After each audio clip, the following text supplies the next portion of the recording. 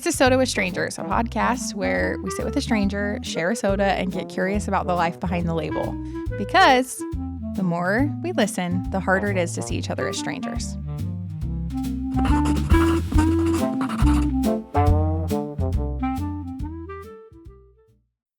I'm McKenzie.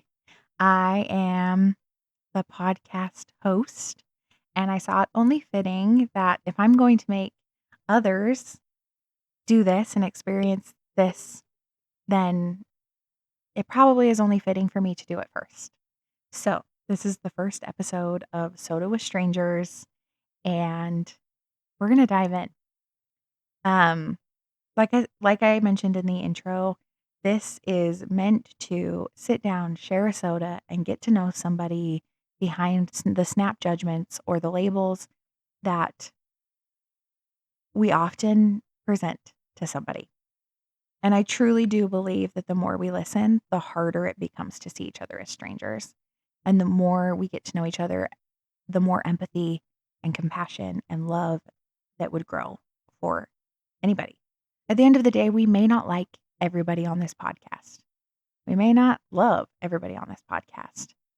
But I think that every guest will remind us and reinforce the belief that I have that there is truly something wonderful to be had and to be learned by getting to know people and sitting down and having the deep conversations and seeing that there's so many more similarities than there are differences in everybody around us, in the strangers around us.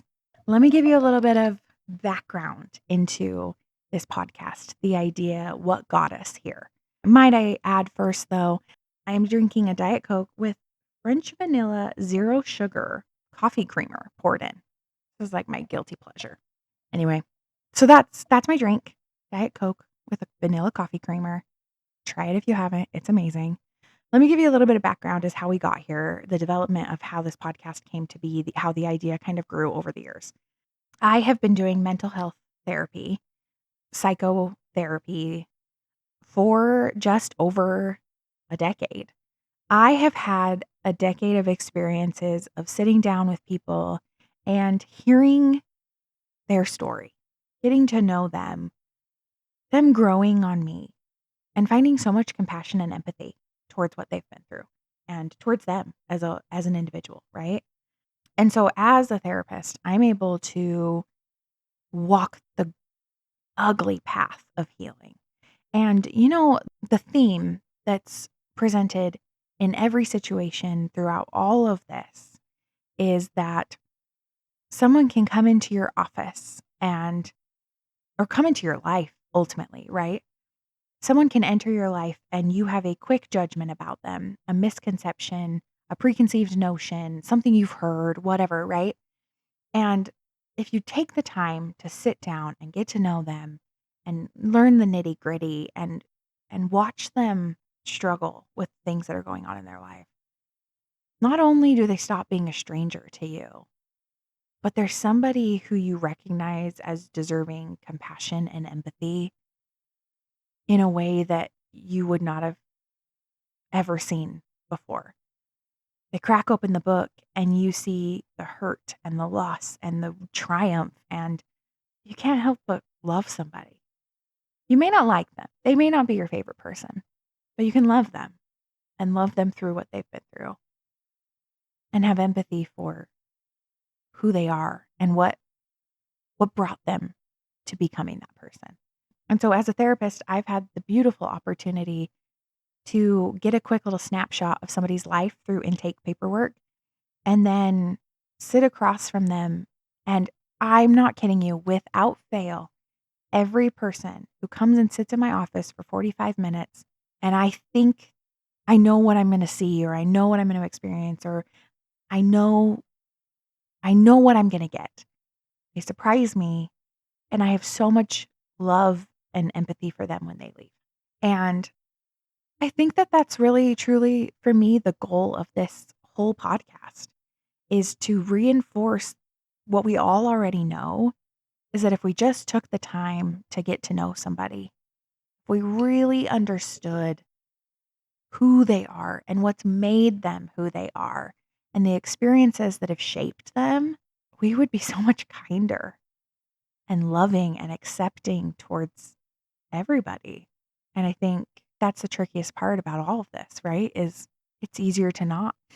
It's easier to judge and move on with our lives. It's easier to not make the personal connections because sometimes it's uncomfortable.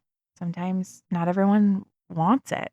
Sometimes it's taboo, right? But I think the people that are willing to do this and who are willing to go there with you can often become the best connections you'll ever have. So that's where the idea came from. Over the course of years, I got reinforced this belief that no matter who walks into your office, no matter what they look like, no matter what color their hair is, no matter what piercings they have, no matter what they're wearing or not wearing, no matter who they are or what they present, there's something incredibly beautiful to the core of who they are. And it's worth getting to know. It's worth recognizing. It's worth spending time in their story. So that's what we're going to do. We're going to spend time in each other's stories. And at the end of all of this, they won't be strangers. They'll be somebody who you understand a little better. So, only fitting for me to do that very first. Only fitting for me to answer some of the questions that I'm going to ask lots of our guests. Only fitting for me to be brave first, which is very uncomfortable for me. I'm comfortable hearing the stories, I'm comfortable supporting the stories. I'm not very comfortable sharing the stories. So, we're going to do this together. And you and I, as a team, are going to do our first episode together. So, I'm McKenzie. I am 34 years old. I am a therapist and I am a mom. I have two sweet, sweet babies. And I have lived a whole life of experience before I got to raise them. And I've loved every stage of my life before them. And I am thoroughly enjoying the life with my husband and my babies. So that's a little bit about me. I am also a Diet Coke addicted to my core. In fact, we joke about this, but it's a true story that my mom used to dip my binky in Diet Coke. So really it's her fault that I'm addicted. So really that's where Soda with Strangers came from. So we can thank Wendy, my mother. But okay, so let's dive in. So each guest that will come on the podcast will be given kind of a predetermined list that I'll send over that they can then pick a couple of questions from. So, first question is, what life experience shaped you most? Let's dive in deep first. Okay. I grew up loving dance. I was obsessed. I started dancing when I was 5 and I really haven't stopped. I still find joy in dance. And I grew up really sheltered, I guess, until about the age of 14. And then at 14, my world ultimately, honestly, it flipped upside down. Some events occurred that really kind of led to this, but I became the target of manipulated physical, emotional, and mental abuse, down to the calories that I could eat a day, to what my body shape and size should look like. Without getting too heavy into it, I was led to believe that nobody on this earth loved me. And I believed that. I grew up in an incredible family, a very sweet, loving family. And somehow, even that was twisted to the point where I believed that they didn't love me. It's not like they treated me like they didn't love me, but that's how intense the abuse was. I would spend hours a day at this dance studio, pulled away from everybody, all my friends, and just told these horrific things, just constantly repeated things. And coming from somebody who you idolize, who you cherish, who you genuinely loved and looked up to, it doesn't take long before you start to believe them. And I spent 4 years in the trenches of that abuse. I think that's ultimately what led me to therapy, was that I wanted to be there for people in the stage of life when I felt like I had no one. And I think that's why I do what I do now. I know that's why I do what I do now. And it's a privilege to be able to be there for people in the times that I know what that feels like. But I think that's what shaped me the most. I think it's had the most profound impact. It's made me hypervigilant and untrusting, but it's also made me compassionate and empathetic and able to connect with people in their darkest moments because I know what mine felt like. And at the end of the day, I wouldn't ever want to go back. I'm so proud of myself for the person that I've become out of it. So I guess that's an experience that's really shaped me. Another really beautiful experience that surprises people and that was really just so much more positive was that I got to go live in Romania and do a semester abroad. First of all, I met some of my most dear friends in this experience because you send 6 young, early 20s girls to Romania with no leadership or guidance, and we're sent to a place where we don't or hardly, barely, I didn't speak any of the language, and you're ordering food, and you're working with the kids, and you're loving these babies who just lay in cribs all day, and you know deep down that when you leave, they do that all day. I think that also shaped me, and it honestly made me so much more loving as a mom. I think that's really shaped a lot of my motherhood is that experience and just knowing how important the connection and the love and the touch and the time and how much that matters as well, and so I think that's always been a really truly beautiful experience that I have loved. I always joked in high school that I was gonna go to Africa and work in the orphanages, and God blessed me by sending me to Romania and letting me do that, and I just got the location wrong. But that's also a big life experience that really shaped me and taught me I can do hard things and scary things, and I can go to new places with people that were strangers before I moved there and make these incredible life experiences out of it and things that I'm still using to this day. What are some misconceptions about me? We touched on this a little bit, but I remember in high school, obviously this was in the thick of my abuse, right?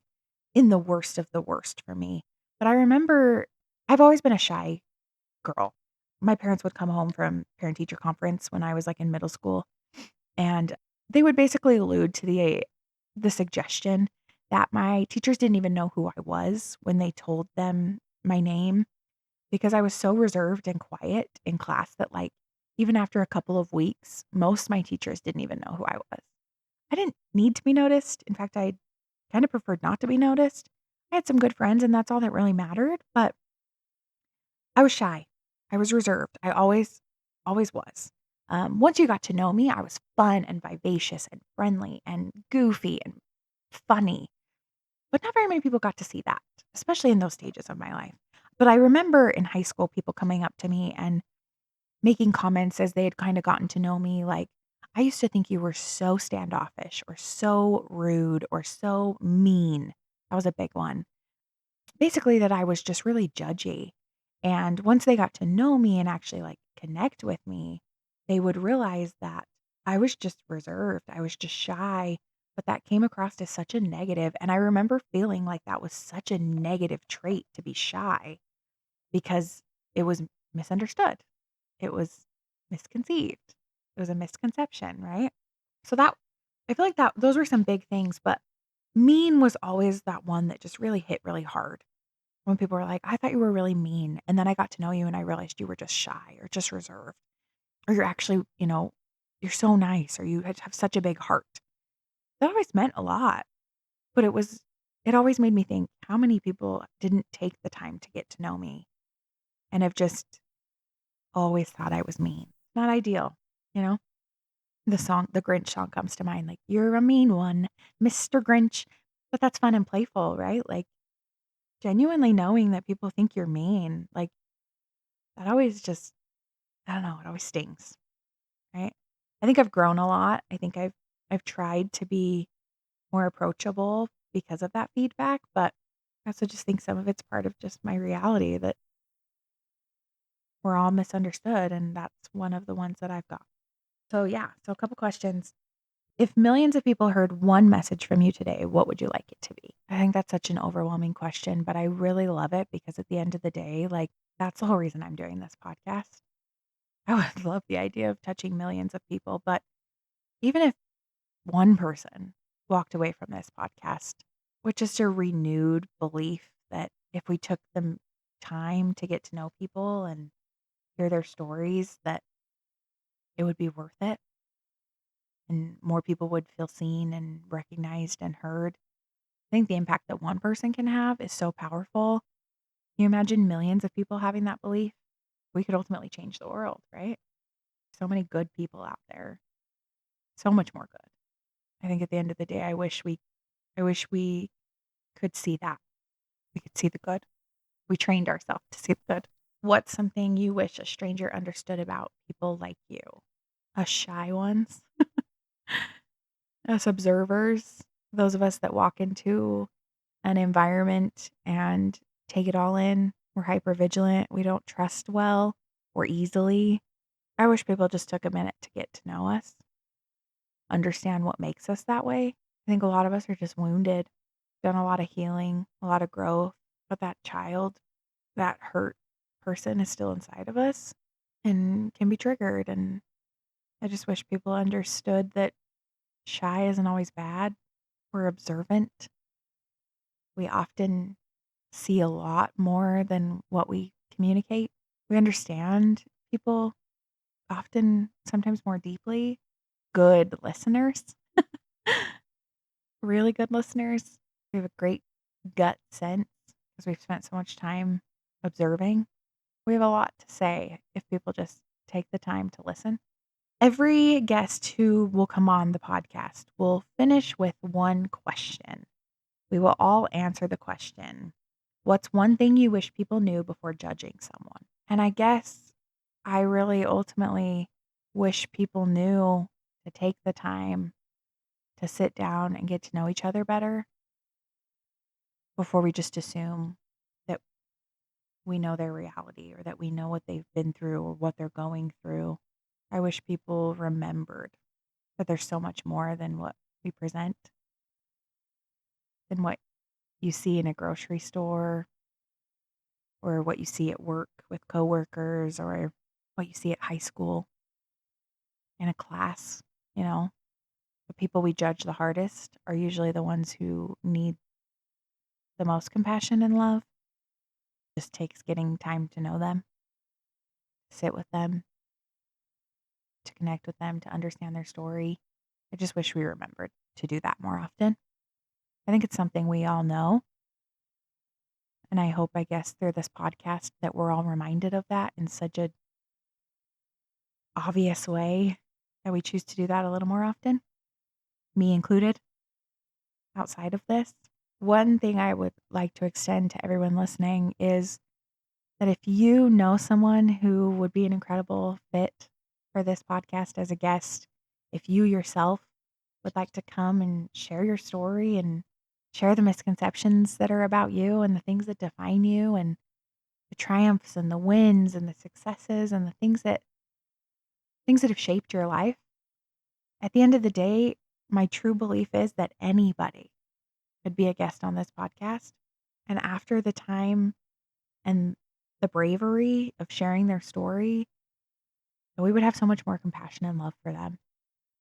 They would not be a stranger anymore, and we would more fully understand what makes them them. So, if you are so inclined or know someone who would be inclined to be a guest, please reach out. Please email us. Please, let us know that there's interest there.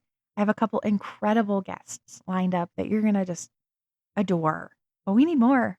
And I want to keep this going and I want to continue to share this belief and create a community for those of us to all be here and to belong to. And that starts by people being willing to share their story and being brave enough to be here and to listen and to connect. And just, I want to extend that. If anyone is so inclined, please reach out and send us an email. I think that's us. Thank you for joining the first ever podcast of Soda with Strangers. I hope you come back. I hope you continue to be a supporter and like and follow us. We're everywhere: Instagram, TikTok, Facebook, anywhere you can stream a podcast, we're streaming. But please, share out the podcast. If there's anybody who you think could use this reminder or who came to mind as you were listening to this, please share this with them. I'd love more than anything to just be able to really share our message and share the belief that we all are worth getting to know and having more understanding. So thanks for sharing a soda with us. If today's conversation changed the way you see even one person, share this episode with someone else. Until next time, stay curious and remember, every stranger is just a story you haven't heard yet.